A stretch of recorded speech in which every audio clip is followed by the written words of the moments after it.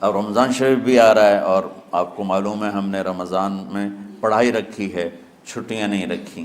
جب میں نے حسنین شروع کیا 1999 میں، تو اللہ نے میرے دل میں یہ بات ڈالی کہ رمضان تو علم کا مہینہ ہے، انا انزلناہ فی لیلۃ القدر، اور چاروں آسمانی کتابیں رمضان میں اور سارے صحیفے رمضان میں۔ اپنے اللہ کو کیا پسند تھا اس مہینے کا۔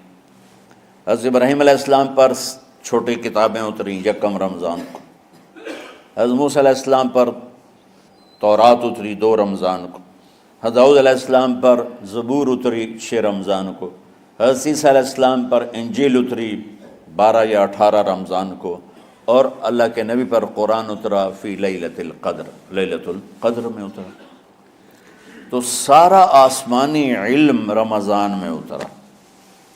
سارے مہینوں کے نام عربوں نے رکھے، محرم، صفر، ربیع الاول، ربیع الثانی، جمادی الاولیٰ، جمادی الثانی، رجب، شعبان، رمضان، شوال، ذوالقعدہ، ذوالحج۔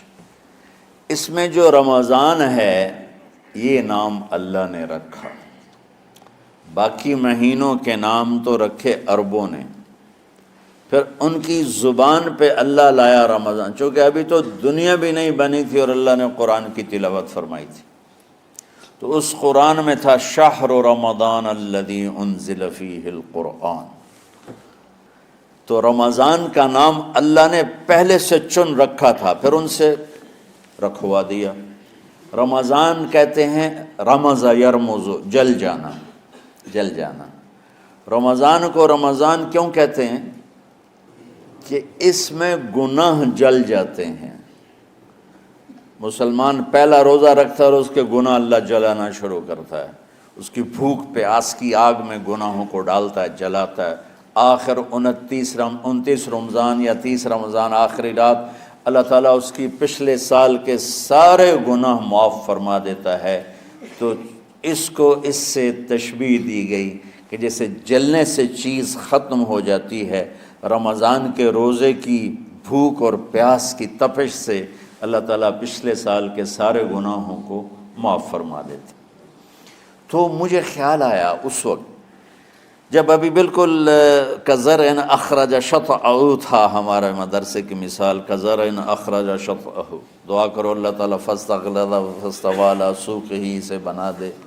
امید تو ہے کہ کچھ شکل اللہ نے بنا دی، اللہ اسے پوری دنیا میں پھیلا دے۔ میری تو تمنا ہے کہ ایک ایسی مثبت سوچ کے علماء کے اللہ میرے ذریعے سے تیار کروا دے جو امت کو جوڑنے والے ہوں، توڑنے والے نہ ہوں۔ تو اللہ تعالیٰ آپ کو مثبت بنائے۔ رمضان میں چونکہ سارا علم اترا تو مجھے خیال آیا کہ ہمیں رمضان میں چھٹی کرنا تو ایک ایسی عادت ہے، کوئی سنت تو ہے نہیں، تو مجھے رمضان میں پڑھائی کروانی چاہیے، چاہے تھوڑی ہوگی، روزے کی بھوک بھی ستائے گی اور رات کے جاگنے کی وجہ سے نیند بھی ستائے گی، لیکن اس میں ایک لفظ سینکڑوں لفظوں پہ بھاری ہوگا، غیر رمضان۔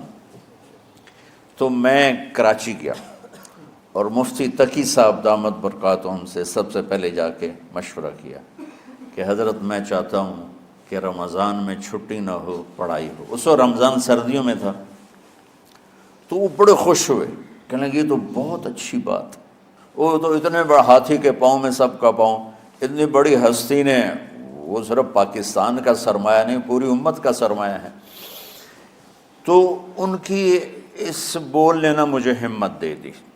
تو پھر میں نے یہاں آ کر تو ہم نے رمضان میں سبق شروع، اس وقت ذرا میری ہمت تھی تو میں رات کو پڑھاتا بھی تھا، بیان بھی کرتا تھا۔